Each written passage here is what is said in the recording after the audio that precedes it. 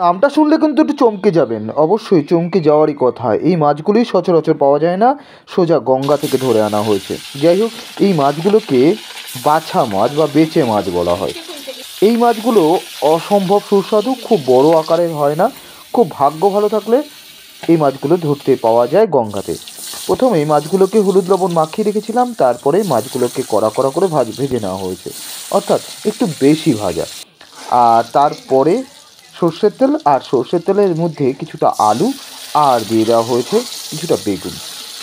আর এর মধ্যে কয়েকটি পরিচিত মশলা, দুটো শুকনো লঙ্কা, দুটো কাঁচা লঙ্কা, আদা, জিরে। ব্যাস, এই কটা মশলা একটু শিলনোড়াতে বেটে নিতে হবে। শিলনোড়াতে বেটলে এর মজাটাই আলাদা হবে।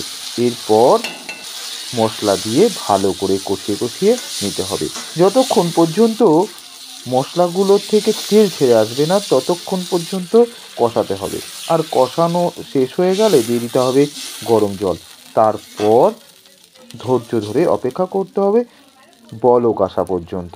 বলক আসলেই দিয়ে দিতে হবে সেই বেচা মাছ বা বাছা মাছ। যাই হোক, এক এক অঞ্চলে এই মাছের নাম এক এক রকম হয়। দেখতেই পাচ্ছেন, এই শীতের সময় এই মাছটাকে বেশিরভাগ পাওয়া যায়।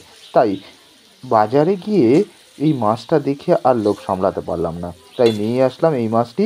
অবশ্যই বাজারে যদি কখনো এই মাছটা পান, খুব বড় আকারে পাবেন না, ছোট পেলেও নিয়ে আসবেন। তারপরে জমিয়ে রান্না করুন, আর জমিয়ে রান্না করে গরম ভাতের সঙ্গে জমে যাবে। যাই হোক, তারপরে বলক আসার পরে মোটামুটি আমরা ঝোলটা কমে আসলো, আর কমে আসার পরেই সব থেকে গুরুত্বপূর্ণ ধনেপাতা দিতে হবে। দেখুন কি ডিলিশিয়াস লাগছে, আর খেতে অসাধারণ। নতুন কেউ আসলে অবশ্যই চ্যানেলটিকে সাবস্ক্রাইব করে রাখবেন।